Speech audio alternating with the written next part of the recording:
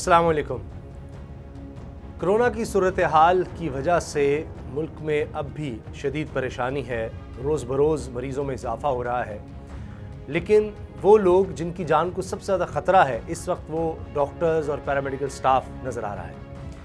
अब एक और डॉक्टर, सीनियर डॉक्टर हैं डॉक्टर फुरकान, उनका इंतकाल हो गया और इसके बाद फिर इल्ज़ामात का एक सिलसिला शुरू हो गया, क्योंकि सामने बात जो आई वो ये थी कि उनको वेंटिलेटर नहीं मिल सका। अब ये सबको पता है कि पूरे मुल्क में वेंटिलेटर्स की कमी है और इतनी तादाद में नहीं है कि अगर खुदा न खास्ता मरीज़ों की तादाद और ज़्यादा बढ़ती है तो हर एक के लिए वेंटिलेटर मौजूद नहीं होगा। लेकिन डॉक्टर साहब के साथ भी कुछ ऐसी सूरत हाल पेश आई। एक हॉस्पिटल गए और पता चला, जब उनकी हालत जब ख़राब हुई तो हॉस्पिटल जब उनको ले जाया गया तो वहाँ पर वेंटिलेटर मौजूद नहीं था। फिर वहाँ से उनको किसी और हॉस्पिटल ले जा रहे थे तो रास्ते में ही वो इंतकाल कर गए। अब इसी बारे में हमने जब बात की डॉक्टर अब्दुल बारी साहब से, CEO हैं इंडस हॉस्पिटल के, उन्होंने ये कहा कि डॉक्टर साहब की तबीयत कुछ दिन से ख़राब थी और उनसे राबता करके कहा गया कि आप हॉस्पिटल शिफ्ट हो जाएं ताकि आपको प्रॉपर तरीके से देखा जा सके और अगर खुदा न खास्ता तबीयत बिगड़े मॉनिटरिंग वहाँ पर हो सके और बेहतर इलाज हो सके। लेकिन डॉक्टर फुरकान साहब शायद इस वजह से कि वो जिस तरह एक लोग घबराते हैं, खौफजदा होते हैं कि अगर जी पता लग गया सबको कि जिनको कोरोना है तो पता नहीं पूरा ख़ानदान, सब लोग क्या सोचेंगे और ख़ानदान के साथ क्या सलूक होगा कि पता नहीं इस ख़ानदान में किस किस को कोरोना हो चुका है क्या, तो शायद इस वजह से घबराए और फिर उनकी तबीयत बिगड़ गई। हत्ता कि कहा गया है कि जिस दिन उनका यानी आज इंतकाल हुआ है तो वो उस दिन भी उनको सुबह के वक्त ये कहा गया कि आप हॉस्पिटल शिफ्ट हो जाएं। तो बहरहाल फिर तबीयत बहुत ज़्यादा उनकी बिगड़ गई थी।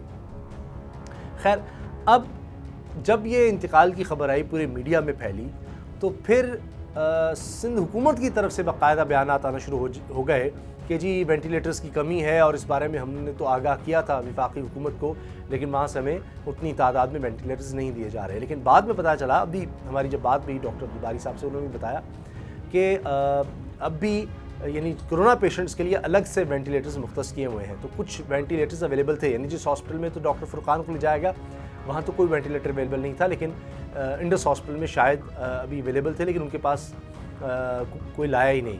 तो वेंटिलेटर्स की तादाद कम है, लेकिन लोगों को अवेयरनेस देने की भी ज़रूरत है हुकूमत की तरफ से कि पता हो कि कौन से हॉस्पिटल जब तबीयत ज़्यादा ख़राब हो तो किस हॉस्पिटल में जाना है, कहाँ ले जाना है। अगर खुदा न खास्ता उस हॉस्पिटल में वेंटिलेटर नहीं है तो फिर इस वक्त किन हॉस्पिटल्स में है, ताकि फ़ौरी तौर पर उस मरीज़ को वहाँ पर शिफ्ट किया जा सके, वहाँ रेफ़र किया जा सके। तो इसकी भी बड़ी ज़रूरत है। और ये जो इल्ज़ाम का सिलसिला शुरू हो जाता है ये किसी को फ़ायदा नहीं देगा, चाहे वो सूबाई हुकूमत की तरफ से वफाकी हुकूमत पर इल्ज़ाम लगे या वफाकी हुकूमत की तरफ से सिंध हुकूमत पर इल्ज़ाम लगाए जाएँ, ये मौका नहीं है। और फिर सियासत शुरू हो जाती है जो कि ज़्यादा नुकसानदेह है, इससे किसी को कुछ हासिल नहीं होना।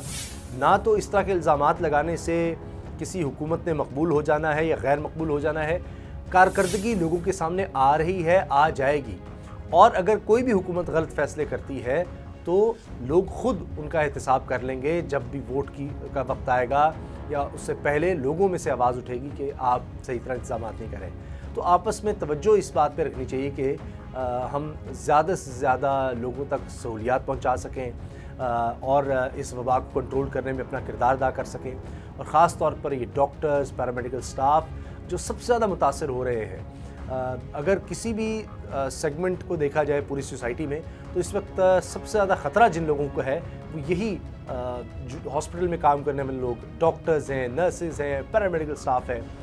और इनकी अफसोस की बात यह है कि इनकी ख़बरें ज़्यादा आ रही हैं कि ये लोग बीमार हो रहे हैं और कई इंतकाल कर चुके हैं।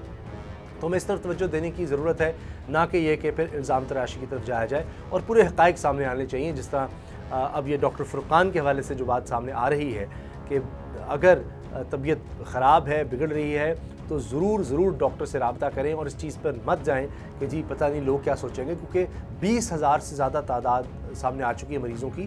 तो ये अगर सोचा गया कि अच्छा मुझे तो मैं बीमार हूँ तो मैं बस घर में ही रहूँ और मुझे डॉक्टर पे जाने की ज़रूरत नहीं है या मैं ख़ुद से दवाइयाँ ले लूँ, तो उसका फिर आपके ख़ानदान को, आपको, पूरे माशरे को नुकसान हो सकता है। तो इसलिए बड़ी एहतियात की ज़रूरत है। अल्लाह हाफ़िज़।